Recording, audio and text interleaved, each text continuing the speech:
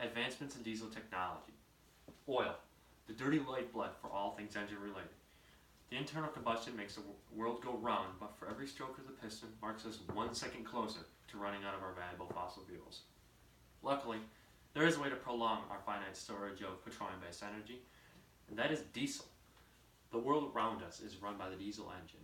Everybody has changed to diesel fuel, while the United States is stuck predominantly burning gasoline. The diesel engine holds a bad reputation in the U.S. due to some country folk going around spraying soot right out of the exhaust of their trucks, but it could not be further from that. Technology is running rampant in the diesel world and will continue to evolve pretty much forever. The diesel engine has improved greatly since its inception in the late 1800s and will continue to evolve right in front of our eyes. Some of the overall improvements would include emissions, legislature, and efficiency. For my first point, I will explain the advancements in emissions for diesels. The present day emission systems in diesels look vastly different from those of the past. One example of modern day diesel emission systems would be the diesel particulate filter.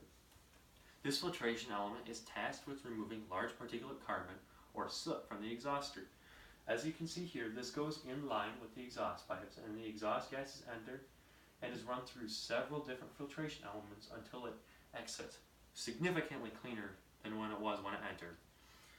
Experts from the EPA have released a bulletin with test results that show as much as a 90% decrease in general emissions and a 70 to 90% decrease in hydrocarbon emissions.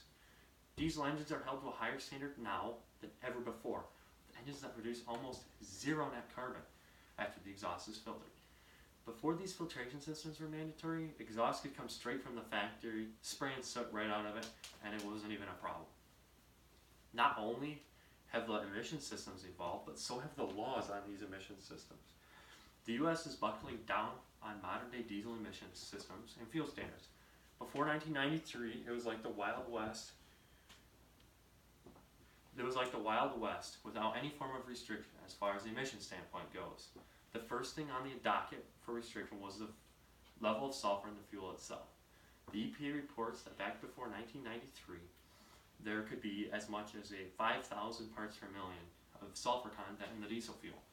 Now that law has changed, diesel is regulated down to 15% or 15 parts per million, or lower, and that is for the better.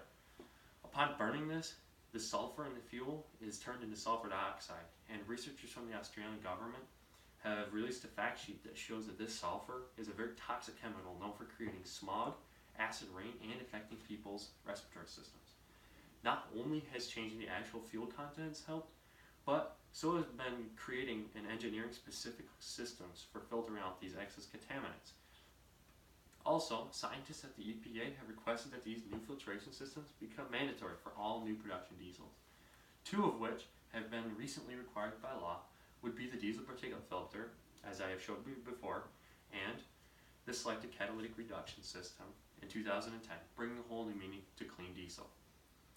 For my last main point, I will highlight the improvements in efficiency. Efficiency plays a big role in the diesel engine world, and it is also a factor that makes them shine over their gasoline-powered counterpart.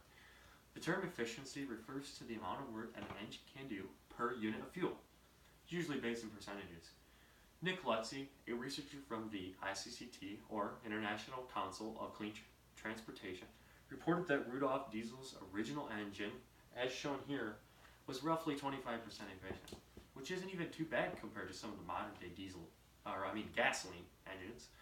He then says that modern-day diesel engines, like the Cummins R2.8 here, is reported to be roughly 45% or more efficient. This statistic shows that diesel engines are on the verge of almost doubling their efficiency since their inception. What might just have been a mere imagination for Rudolf Diesel has turned into a reality.